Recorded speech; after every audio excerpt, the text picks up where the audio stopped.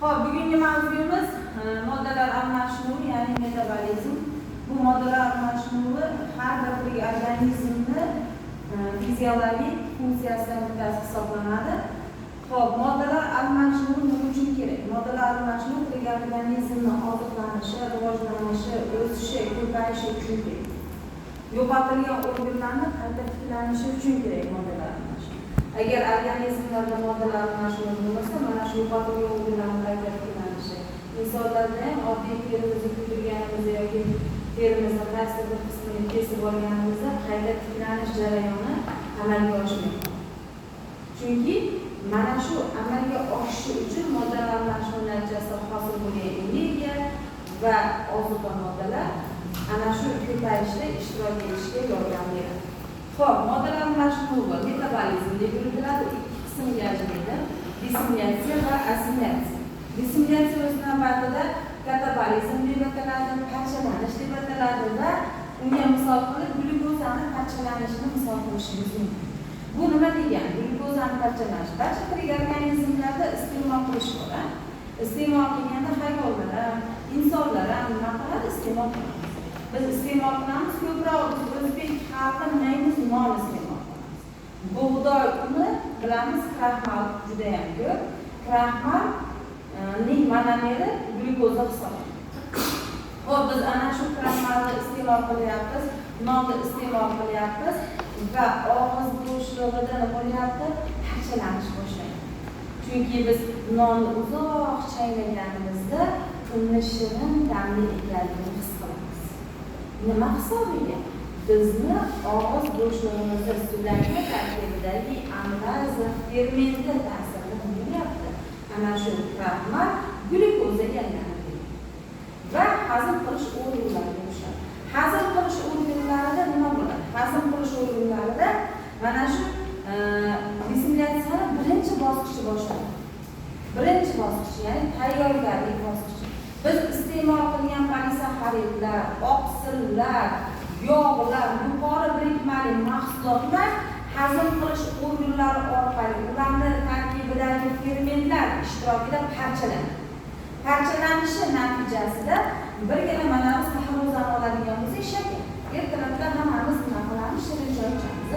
Mana shu shakar suv bilan gidratlanganda nimani hosil qilyapti? Glyukozani hosil qilyapti. 2 mol glyukozani hosil qilyapti. Xo'p, endi mana shu 2 mol glyukozani hosil qiladi. 1 mol glyukozamiz 180 bo'lsa, 360 grammni nima qiladi? Tashkil qiladi. Mana shu sonlardan yodga kelsa, chunki masalada kerak bo'ladi. 1 mol glyukozamiz 180 gramm deb olamiz, 2 molini 360 deb olamiz. Xo'p, bunda ham energiya hosil bo'ladi. 100% energiya hosil bo'ladi. Issiqlik sifatida tashqariga chiqadi. Issiqlik sifatida chiqadi. Endi ikkinchi bosqich. Endi bu mahsulotlarimiz, glyukozalarimiz qayerga bordi? Hujayraga bordi. Sizlarga yaqinda nimani ko'rsatganim, hujayra membranalari orqali glyukozani, apetni, kislorodni, karbon dioksid, natriy, kaliylarni o'tishlarini ko'rgandik. Demak, glyukoza nima qiladi? Bemalol hujayraga kirib olish xususiyatiga ega. Hujayraning ichiga glyukoza kirib bo'ldi. Endi glyukoza hujayraning ichiga kiradi.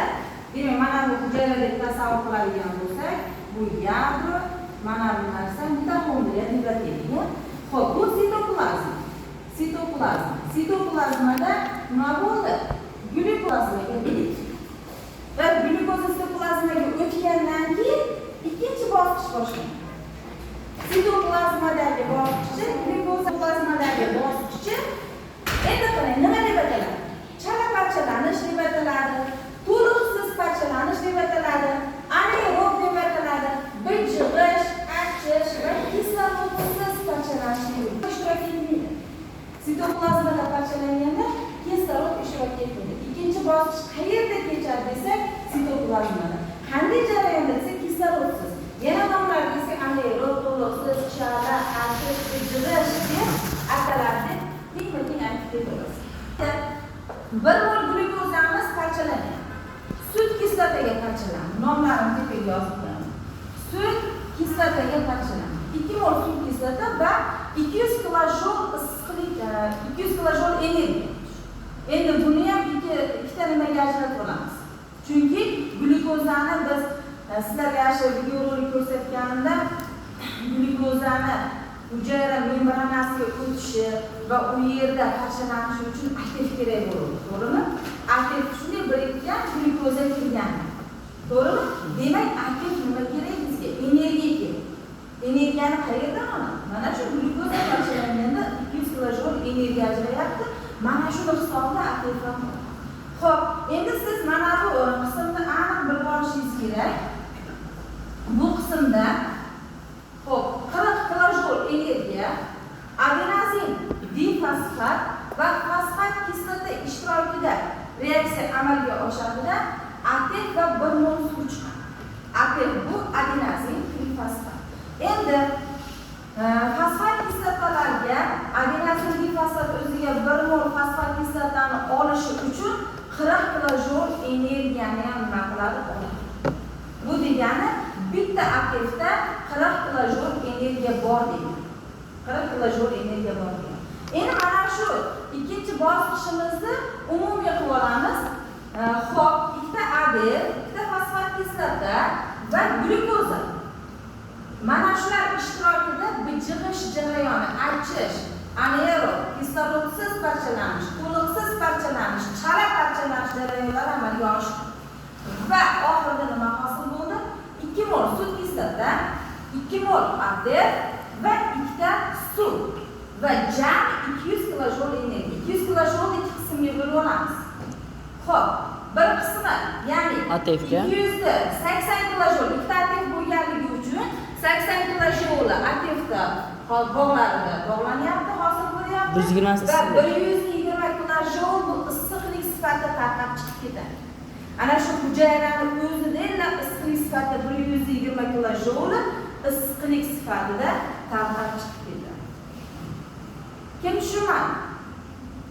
Hamma tushundimi? Savollar? Yaxshi. Yozib qo'yganmisiz? O'zga